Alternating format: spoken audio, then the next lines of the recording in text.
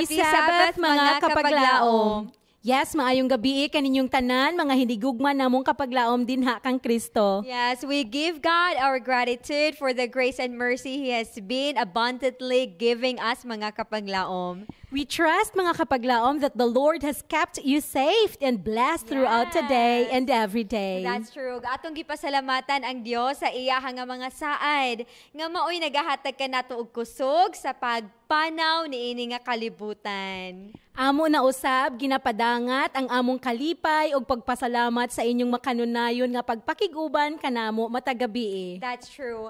And we are truly glad mga kapaglaom nga managkauban na usab kita sa pagtubo dinha kang Kristo dinha sa iyang gugma ug sa iyang kaalam kapaglaom na death. Yes, kapaglaom Joy. And mga kapaglaom, we would like to thank you for the inspiring insights nga inyong ginasulat sa atong comment section. And sa inyo usab nga mga mensahe nga ginapadala ninyo sa atong hotline numbers. That's true. We are truly blessed to know that you too have been blessed, mga kapaglaom, by the messages of God. And we pray nga pinaagi sa balang espiritu sa iyang gahom, kini magpatubo kanato sa atong gugma dinha sa atong Dios nga manluluwa. Amen, kapaglaom Joy. Last night, mga kapaglaom, we were reminded how wonderfully and fearfully God created each one of us, and that we've been created in the image of God. That's true. And when this image was marred, Jesus Christ gave Himself to be the bridge to connect us back to God. Yes, and tonight, mga kapaglaom, we will get into a deeper study on what Jesus has done to give us hope amidst hopelessness, still with Pastor Vonjan Sanchez, our CPUC Youth Ministries Director, in his topic, The Hope of All Ages. Yeah, so please stay tuned with us and be blessed as we listen to God through His humble servant.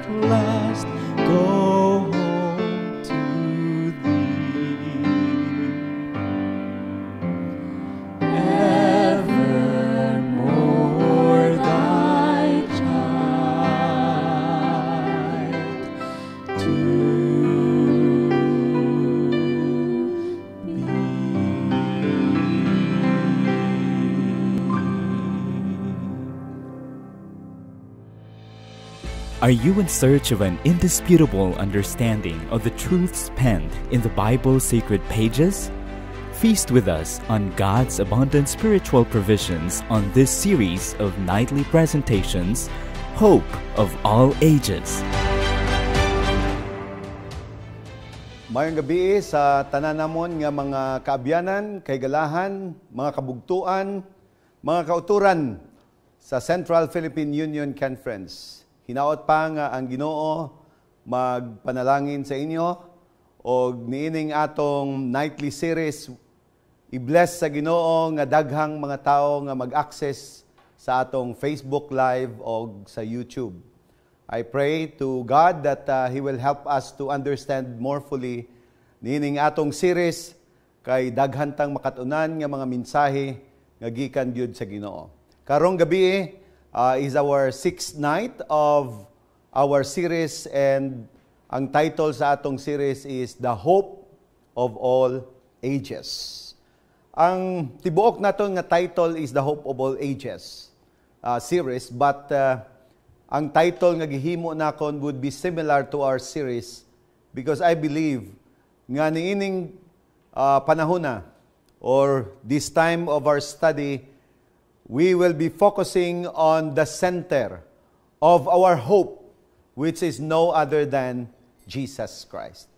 So before kita mga kaigsuonan magpadayon sa atong mensahe, I am inviting everyone to please bow your heads as we pray.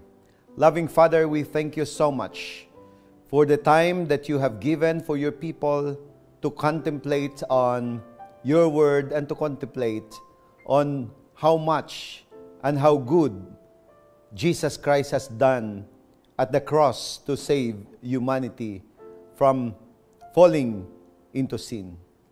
Lord, thank you so much for sending Jesus Christ, for showing how to live as an example, and to show us, oh God, how great is your love for humanity, that you send your Son, Jesus Christ, to die at the cross in order to redeem humanity. I pray, loving Father, that you will help our listeners tonight, that they will understand the message. In Jesus' name, Amen. Aton padayunon mga kaigsuonan, kung unsa ang atong nakatunan kagabi about the nature of men. And karong gabi, we will continue with the nature of God, especially on the nature of the Son of God, Jesus Christ, nga gipadala sang Amahan as a missionary to the world so that He could show Himself as an example, the restorer and the redeemer of the name that was stained by Lucifer, but at the same time, the Redeemer of humanity. So, we have learned a lot of study about Jesus Christ and study about the nature and the life of Jesus Christ. But, nining kagabihon, mga kaigsuunan, we will go deeper to several facts about Jesus Christ. And I believe, mga kaigsuunan, kadaghanan nato, na miss nato nga point, nga mubasa kita niining chapter 1, verses 1 to 5 of John. We just take it lightly, but I'm telling you, John chapter 1, 1 to 5, is one of the foundation kung unsa pag-ila nato kay Kristo. And I would like to study with you this evening. I'll be reading in chapter 1, verse 1 to 5 in the book of John. The book of John says, "In the beginning was the Word, and the Word was with God, and the Word was God. He was in the beginning with God, and all things were made through Him, and without Him nothing was made that was made. In Him was light, and the life was the light of men. And the light shines in the darkness, and the darkness did not comprehend it." So niining bersikulo mga kaigsuonan,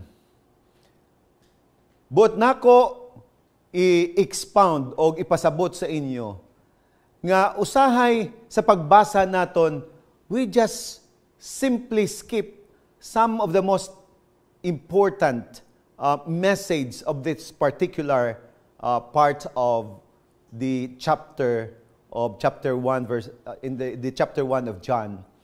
But una mga kaigsuonan, gimension diha ang word. O kinsa ning word, we can expound it more.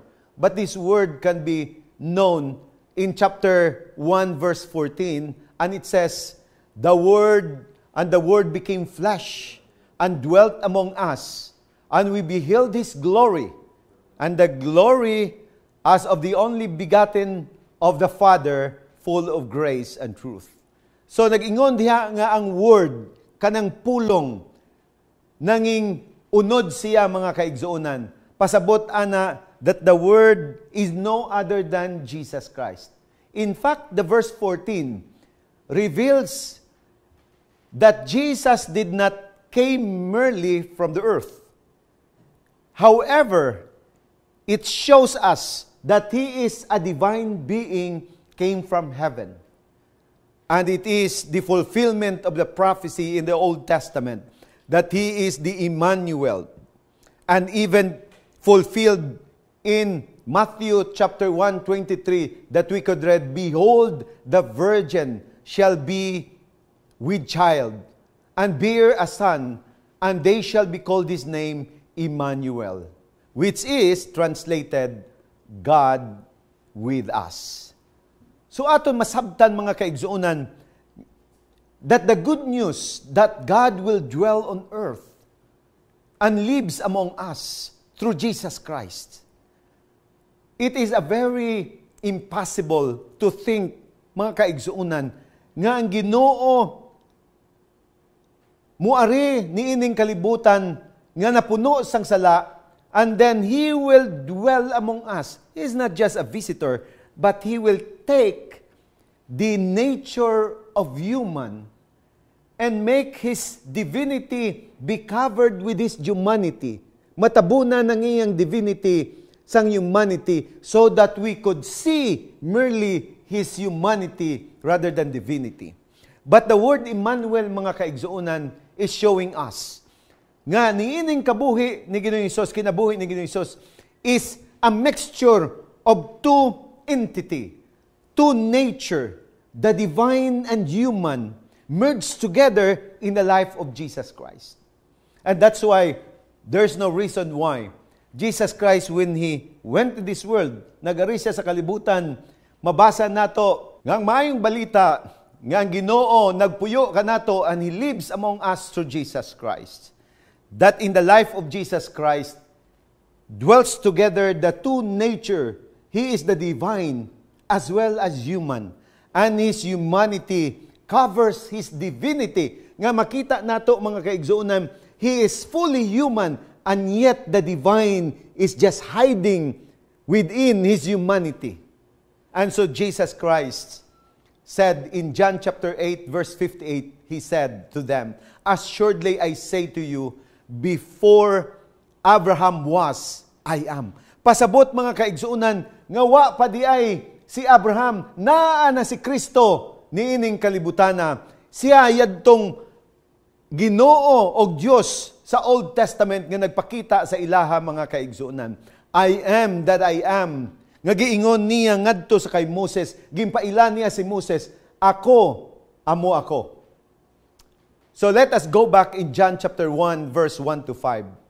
That when we talked about the name of Jesus, we're not talking about just a mere moral teacher. Of course, He was a rabbi. He is a good teacher. He is an excellent teacher of the law. But we are not talking here of a moral teacher. We're not also talking here of a mere healer. Nga siya mananambal mga kaigsuonan, manugbulong sa mga sakit sa unang panahon. And by His ministry, He healed thousands of sick people. But He is not just a popular healer of the time. He is not also a political figure who for one time in the history of mankind created a national reformation. He is not just a political figure.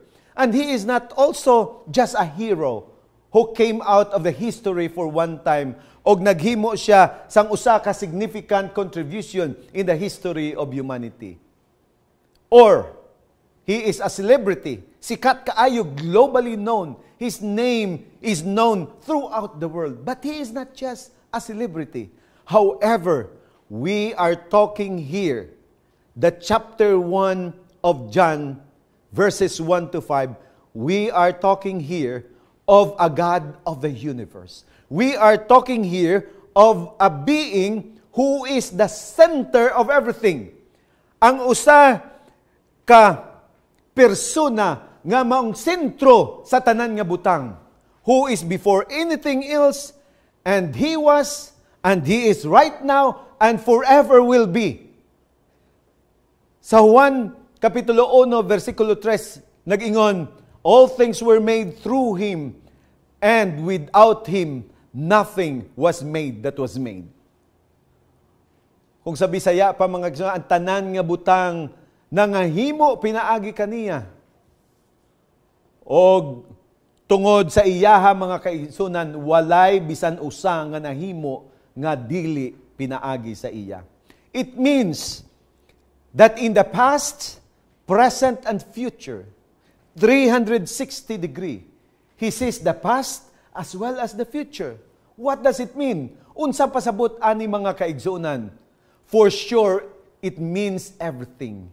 For he is the one who has the right to claim of everything. Siya ra usa mga kaigsuunan nga naay kinamatarong may right sa pag-angkon sa tanan nga butang. Well, he can come and claim whatever he sees. He can point anything. He can point to your house, it is mine. To your car, it is mine. To even your wife, your husband, he is mine, and he can point everything. You're mine, you're mine, you're mine. Because he is the owner of everything. Even you yourself, he can claim as his own. For he alone has the absolute right to claim everything. Karong panahon na mga kaigsunan, daghan ta mga rights movement. Human rights, children's right, the right to live, the freedom of speech, the right to work, the right to speak, the right to vote, the right. Everything. Bisag asa ta mga kaigsunan, mo yaw-yaw ang mga tao, we have the right. But I'm telling you with that verse, it emphasizes that without Jesus Christ, we have no right. Man emphasize so much about right, but very few on the expression of the gratitude. We have no right by our own. In some rich countries, for example, in Germany, they subsidize their children every month, and parents would give them what they want, and they have to spend with the equivalent of the money given or subsidized to them. Muabot, gisuma-suma na ako mga kaigsunan, muabot every month about 20,000 pesos ang subsidy sa mga bata. That would be a big money for our children if they will receive 20,000 pesos per month. A monthly allowance for children is given to the children by the government. So, kanang mga parents o ginikanan mga kaigsuunan, if they will withhold the money to their children, the children can report to the authorities. And if you know that there are a lot of parents who was put behind bars, na nga priso mga kaigsuunan nga naman, kay ang mga anak wala ginatagad sa subsidy, ang mga pamatanon nag-ingon sa mga otoridad, we have the right because that is not the right of our parents, it was given to us. Now people today are asking their rights, but I'm telling you, we have no right of our own except through Jesus Christ. Apart from Jesus Christ, we have no right of our own because the very air you breathe is His. Ang hangin nga inyo giginawa, iyaha mga kaigsuunan, Ang heartbeat nga naa sa inyo, iyaha. Ang fiber sa inyong mga muscle o nerve, iyaha. Ang strand sa inyong DNA, iya. And everything in you is His. And we cannot claim by our own except Jesus Christ. That's why no wonder the sunshine, the air, the water, ang tubig, kanang atong ginakaon nga mga pagkaon everyday, the plants, the soil, He can claim it as His own. Men and women should learn, dapat kita mga kaigsuunan makakaton nga niining mga butang is not our own, but it is just a free gift that we are stewards of these things.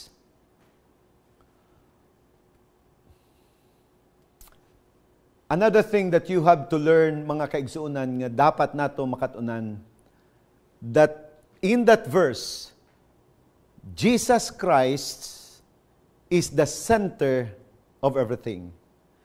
That this universe nga atong gilihukan, mga kaigsuunan, niining kalibutan nga atong gilihukan, we have the concept of a Christocentric world or universe. That everything just revolved. Nagtuyok-tuyok lang, mga kaigsunan, everything around Jesus Christ.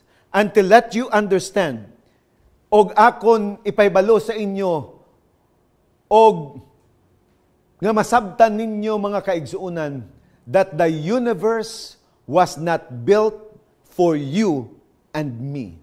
That the universe was built primarily for Jesus Christ, for Him alone.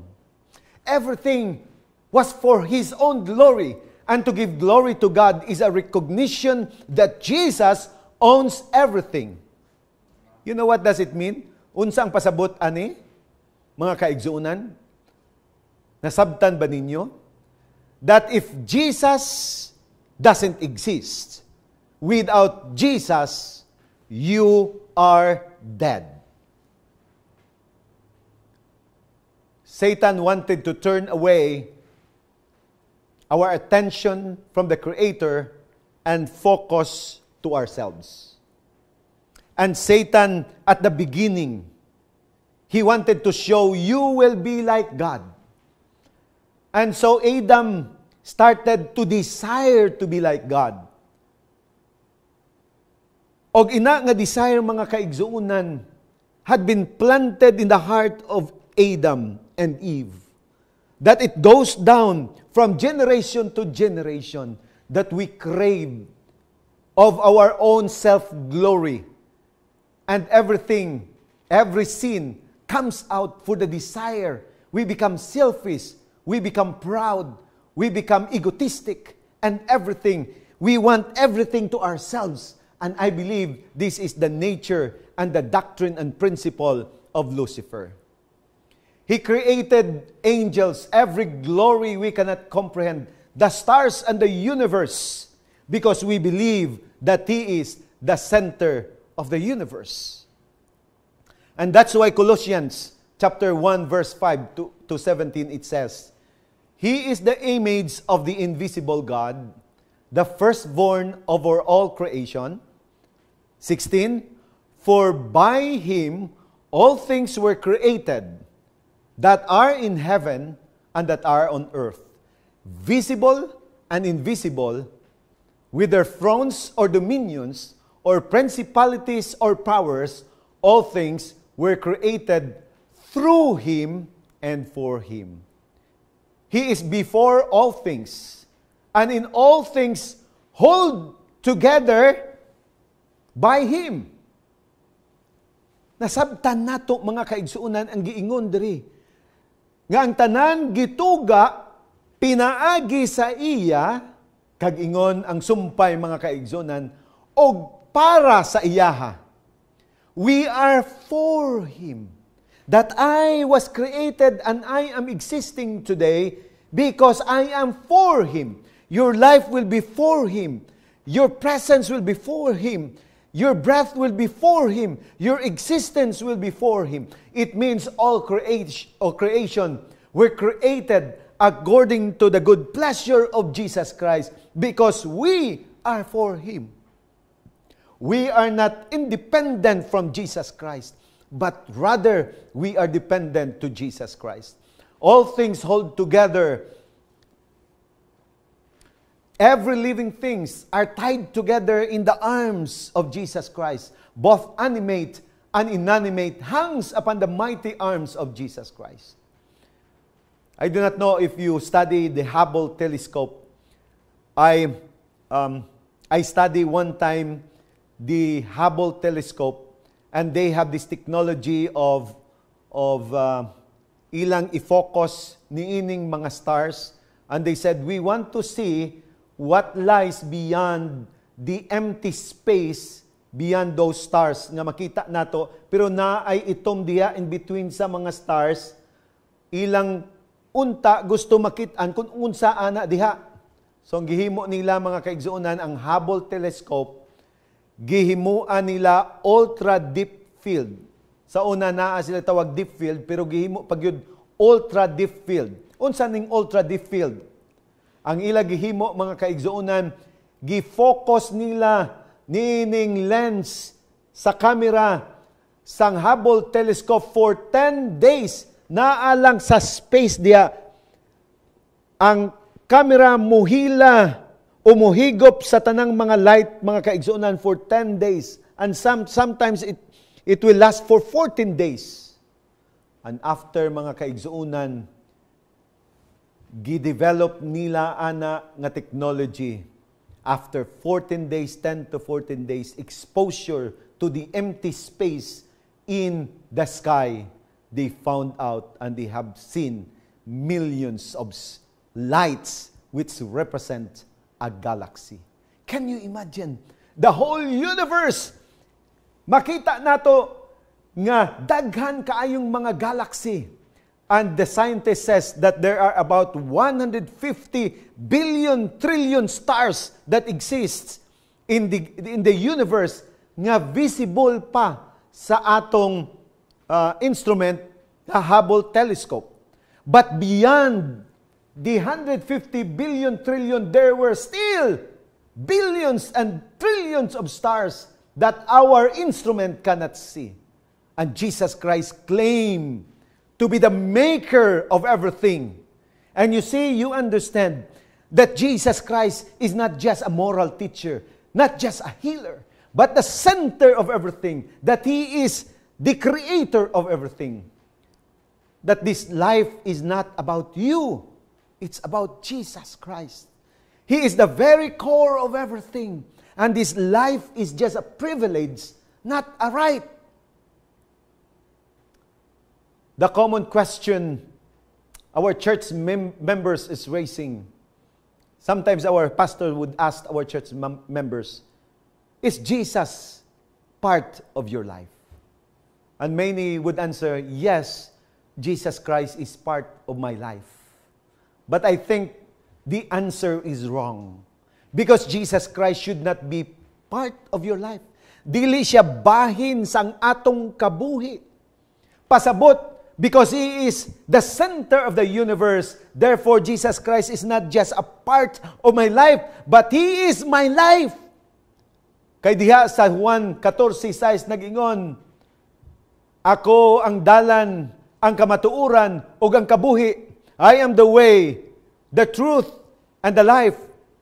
Ang kinabuhi isang tao, mga kaigsuonan, naalang sa iya, and therefore you cannot say, Jesus Christ is just part of my life.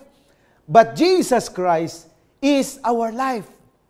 Jesus will not only show us the way, because He Himself is the way. He will not only tell you the truth, for He Himself is the truth. He will not lead you to life, because He is your life. Outside of His will, you have no life of your own. And outside of His right, you have no right, because Jesus is the center of everything.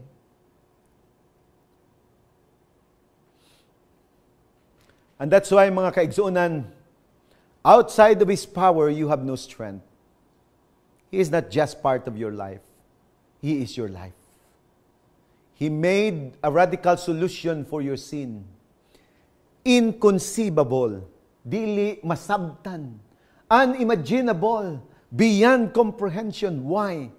Because that very center of everything, the very creator of everything, will come to you. He is Emmanuel.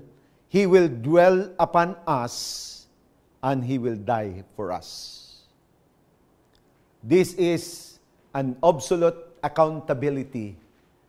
The nature of God, that when He created man, and men fall into sin, He felt the accountability of dying for each one of us, just to regain us again, to have fellowship with Him for eternity.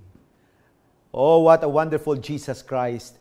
Then Jesus Christ, Son of God, the center of everything, took humanity in Himself and dwell among us. And that's why the word Emmanuel is so precious. God dwell among us.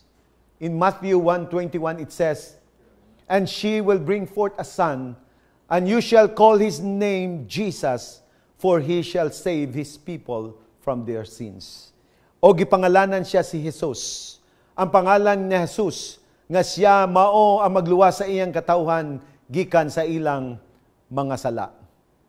So, His incarnation shows that in Him dwelleth the presence of divine and human.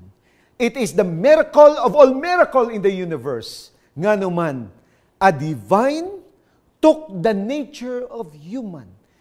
Incarnation is a mystery that cannot be understood by any being in the universe. It is a mystery so wonderful. How come the one who is the center of everything, the creator of all things, would be like us? Taking the nature of human is enough. But then when Jesus Christ was born in this world, He subjected Himself in the care of His parents. He grew as a baby. Nagdako siya sama sa mga bata, parihon nato mga kaigsuonan. Og ingon sa Luke 2 chapter 2 verse 51, it says, "Then He went down with them and came to Nazareth and was subjected to them, but His mother kept all things in her heart." Pagkabata niya mga kaigsuonan, He was born in a manger.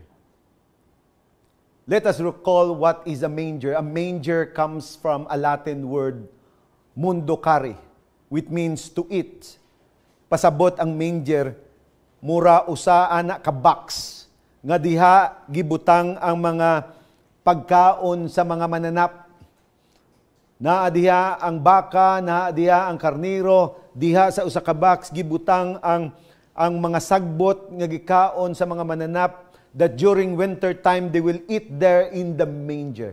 Unsa pasabot ana mga kaigsuonan, kun asa magkaon ang mananap, diha man pud siya maghimo sang iyang mga hugaw. Ug pasabot niining lugar nga nabata si Kristo is filled with bacteria. And to be born with a lot of bacteria in the surrounding is so risky. But then Jesus Christ took the risk of being born in the midst of the bacteria, so that no one would dare to say that I am greater than Jesus Christ. Jesus Christ was raised not in a good environment. Ingon pa, He went down to Nazareth. Diha siya nabata sa Nazareth, mga kaigsuonan. Nalibog si Nathaniel sa iya pagkakita, pagkadungog sa kay Kristo, nga nag-ingon sila, na ay usa ka manunodlo ngadto gikan sa Nazareth. And Nathaniel says in 1:46 of John, "Can anything good come out of Nazareth?" Unsa pasabot ni Nathaniel? Na ay di ay maayo nga magawa sa Nazareth. Kay ang Nazareth, mga kaigsuonan, is a place where there are a lot of crimes, nga mga tao, nga mga kriminal, diha nagpuyo, and then out of Nazareth came Jesus Christ. Pasabot, that he could be, what? Influenced by a bad environment. But Jesus Christ took himself and stay in that environment so that no one could say that I was born this way because I was influenced by my environment. Oh, Jesus Christ, mga kaigsuunan, while he was growing in this bad environment, yet he is like a lily growing in a healthy way. In Luke 2:52, it says, and Jesus increased in wisdom, stature, in favor with God and man. He stood apart in everything. When he lives in this world as a human, he stood apart in everything. His diligence to the word of the Father.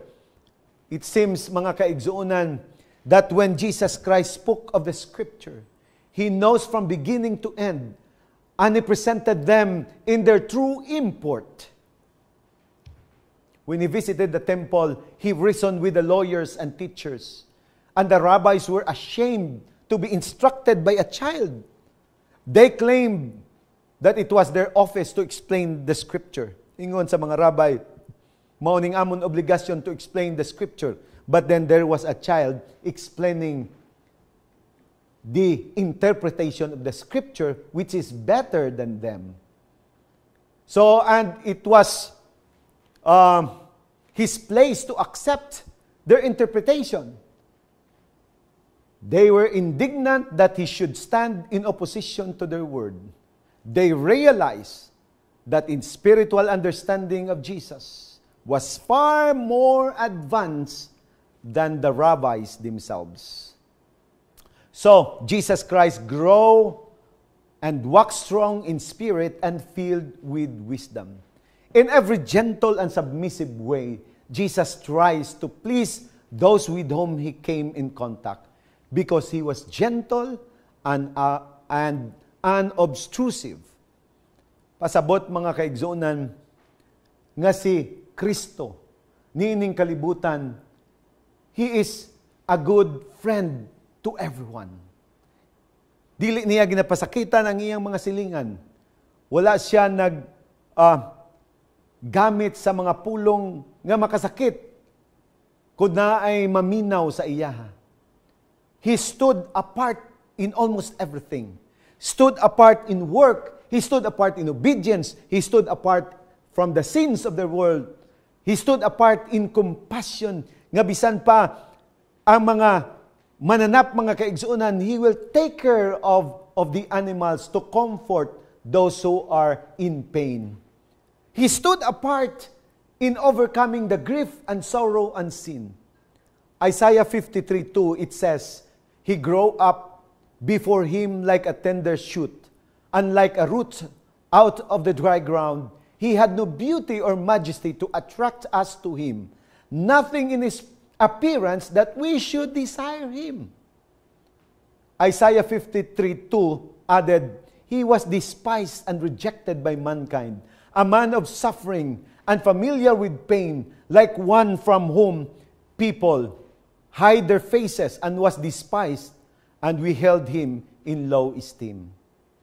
At the age of 30, mga kaigsuunan, there was a greater intensity in the time of Adam's temptation. But Jesus Christ was tempted more than the temptation of Adam and Eve. The universe is looking at the most crucial moment. He was brought into tests to prove his messiahship, that maybe he would be subjected to Satan, or he will keep on obeying the command of God. That's why in Matthew 4:1-3 it says, and Jesus was led by the Spirit into wilderness to be tempted by the devil. He was fasting for 40 days and 40 nights, and he was hungry. The tempter came and said, if you are the Son of God, tell those stones to become bread. 3 times he was tempted, mga kaigsuunan. But to make it short, the temptation of Jesus Christ, it's not a temptation of food. It is a temptation of pride. It is a temptation of honor, temptation of prestige, temptation of sovereignty, the challenge of power, the challenge of position, the challenge of authority being the source of everything. He was challenged by Satan. His esteem was challenged. But Jesus Christ exercised submission and dependence over God the Father, and He placed Himself under the care of the Father.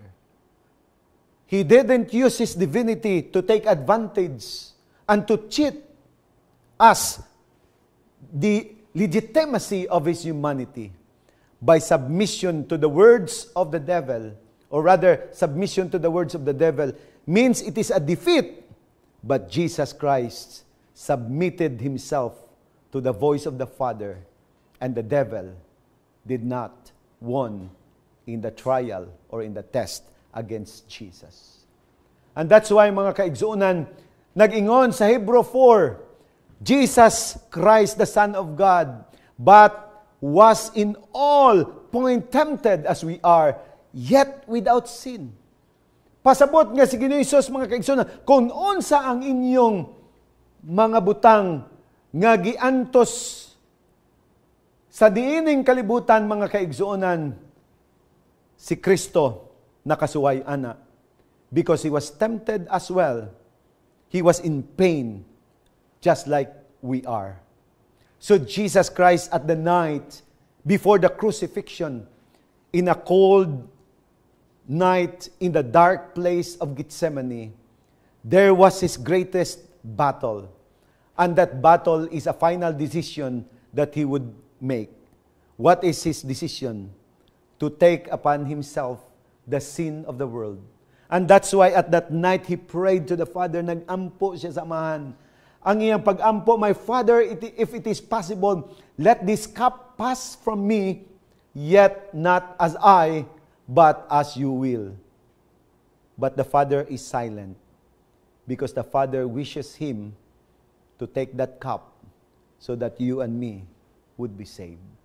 Wow, what a wonderful God we have. What a wonderful Jesus Christ we have.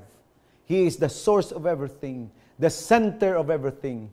Yet He decided at that night to be with us. The terror of justice would be great, that He plead to let the cup of suffering shall pass away from Him. And in that night, being in agony, He prayed more earnestly. Then sweat became like great drops of blood falling down to the ground. Amo ning ingon, mga kaigsuunan, sa mga ingon nila ang tawagan ni extreme psychological and emotional agony. Nga naman, nang gawas, nagsagol ang dugo sa iyang singot, mga kaigsuunan. Samtan nagampo siya sa Ginoo, nang gawas ang singot niya o ang dugo. It is a rare occasion nga manggawas ang dugo, sagol sa imong singot, mga kaigsuunan. Ginatawag ani hematokidrosis. It is a rare condition of sweating blood. But yet, mga kaigsuunan, He make that final decision. He was betrayed at that night. He was left alone. He was denied. Peter promised, nagsaad si Peter, that he will die for Jesus Christ. But then, moment later, he denied Jesus Christ. His disciple ran, nagdinalagan, mga kaigsuunan. And one of his good friend, Judas, betrayed him. At that night, same night, he was slapped. He was spit upon. He was punched, castigated, falsely accused. And again, the surging multitude rolled like demons themselves in human form. Ngadto sa court ni Pilate, mga kaigsuunan, ang mga tao, ingon pa sang usa ka writer, mura mga demonyo, mga kaigsuunan, in human form, nagyaw-yaw ngadto. They shouted to Pilate, crucify Him. But there was the presence of Lucifer that is insinuating the people to shout, let Him be crucified. He was tortured. He was beaten by rod. The rod and the whipped lacerated all His flesh, mga kaigsunan. It is too much for us to for us to see how Jesus Christ suffered. And He died as a lamb that was slain and burned as a sacrifice. At the cross, He was nailed, mga kaigsunan, and you can see the Son of God. Even the priest would challenge, if you are the Son of God, come down, save yourself. Ingon pa siya, I'm thirsty. He was given a vinegar, and he said the vinegar is a painkiller. But when he found out, mga kaigsunan, that the vinegar and bile, he spew out, so that no degradation, dili panubuon ang pain, because he is expecting to suffer at the cross. Ang sakit ngadto, mga kaigsunan, nga niining iyang amahan, who has been with him from eternity to eternity, that the pain of flesh is just nothing than the pain of separation from the Father. Every time he prayed to the Father would respond back. But this time, walay tubag sa Ginoo. And instead, the Father turned His back from Jesus Christ. Ngano nagtalikod ang Ama sa iya? So that He would suffer the pain, the intense pain of sin, because He is the Lamb that was slain and be burned as a sacrifice. Jesus Christ was being broken at the time so that you and me will be healed. And when Jesus Christ cried out with a loud voice, He said, Father, into your hand I commit my spirit. I'm telling you, it is in the theology that we cannot kill Jesus Christ because He is God. Nobody could kill anybody because He owns the universe and He is the creator of all universe.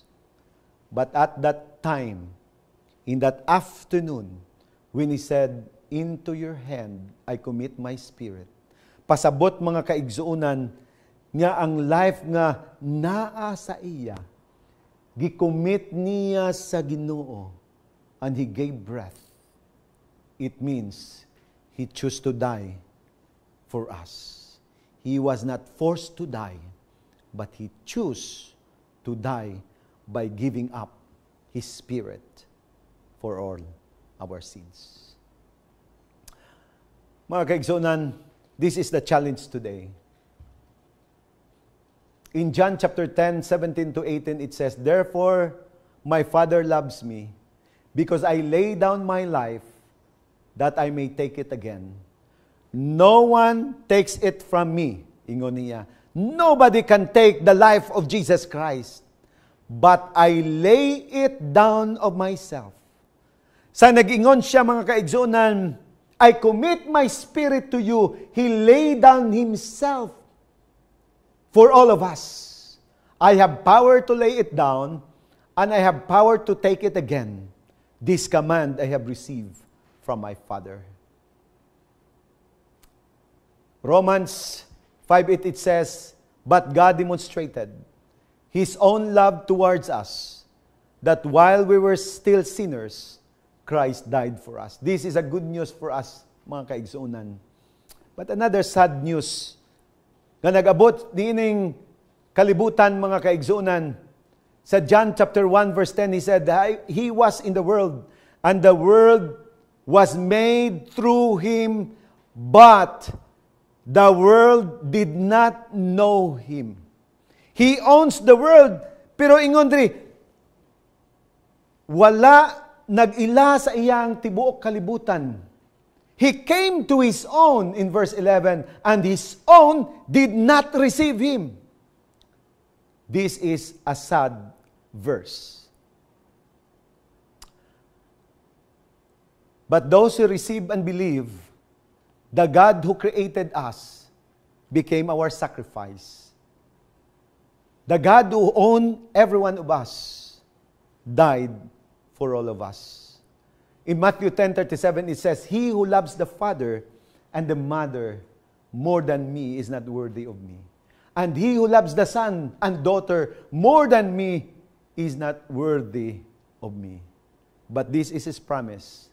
But as many of you receive him, to them he gave the right to become children of God, to those who believe in his name. John chapter 1, verse 12. This is his promise to all of us. Jesus is the hope of all ages, because our sin is too much and could not be repaid, but only the one who created us died at the cross. He covered his divinity with humanity so that he can be called Emmanuel, God with us. He became Jesus because he will save his people from their sins. And he is the lamb that was slain so that he could pay our debt of sin before God the Father, so that you and me will be restored eternally. May God bless each one of us with this message tonight, and may the message of Jesus Christ for us is the good news that the center of everything is worth to be honored and praised because he died for you and me. Shall we pray? Loving Heavenly Father, we thank you so much for Jesus Christ, who willingly offered his life at the cross, that he could just recreate another world and deny this world that fell into sin. Yet mystery and wonder in Jesus Christ, he made himself as an example for all of us. He made himself a sacrifice for all our sins, so that me and the rest of my brethren and the rest of the world, that those who will believe in him will again have that eternal fellowship with you that was broken at the creation when Adam and Eve was tempted and destroyed the bond of that good friendship between you and us. Yet Jesus Christ became the bridge, became the one of our hope, that we will be with you again for eternity. Thank you for Jesus. Thank you for sending him. And thank you for your love. In Jesus' name we pray. Amen. Daghang salamat mga kaigsunan. Sa sunod nga gabi, let us continue on hearing the Word of God. Let us continue on listening to the Hope of All Ages series provided to you by Central Philippine Union Conference. May God bless you and have a happy evening. Amen. Blessed be the name of the Lord, mga kapaglaom and kapaglaom joy. Amen. Good kapaglaom na death. And also mga kapaglaom, you know, in and of ourselves, we are hopeless. But in Jesus Christ, we always have hope. Yes, and I praise Jesus Christ, mga kapaglaom, for gaining the victory for us. The victory that we could never gain on our own. That's true. Had it not been for the sacrifice of Christ, we would have been completely lost in sin, mga kapaglaom. Yes, Jesus Christ, in his infinite love, he bridged the gap and gave us life through his death. That's true. Ug ang iyang kamatayon, ug ang iyang pagkabanhaw, mao ang naghatag og kasiguruhan. Dili lang sa mga katawhan kaniadto kapaglaom na death, dili lang sa mga katawhan karon, apan sa mga katawhan sa tanang kapanahunan. Yes, mga kapaglaom, and Jesus Christ is our only hope. My hope, your hope, and everyone's hope. He is the hope of all ages. Yes, and having this promise with us, mga kapaglaom, should we be afraid of our future, kapaglaom na death? Why shouldn't we be afraid of it, kapaglaom joy? Does God already know what the future brings? Yes, that's it. Nahisulat na ba, mga kapaglaom, sa Biblia ang mahitabo sa umalabot nga panahon? Kami mga kapaglaom nagakalipay sa pag-auhag na usab kaninyo sa pag-uban na usab kanamo sa atong suhito ug mga adlaw mahitungod sa atong ugma. That's true. Kauban ni Pastor James Rubrico, mga kapaglaom ang ato nga Sabbath School and Personal Ministries Director din sa Central Philippine Union Conference sa sama gihapon nga oras. Yes, mga kapaglaom, and please follow us on Facebook and please share our program with your family members, relatives, friends, and everyone nga pwede ninyo mapasahan aron sila usab ma-blessed ug makauban nato sila sa atong pagtubo diha kang Kristo. Amen. And daghang salamat mga kapaglaom sa makausapa ug hinaot ang Dios magpanalangin ka natong tanan. Let us always be filled with hope. Dinhi lang sa Hope of all ages.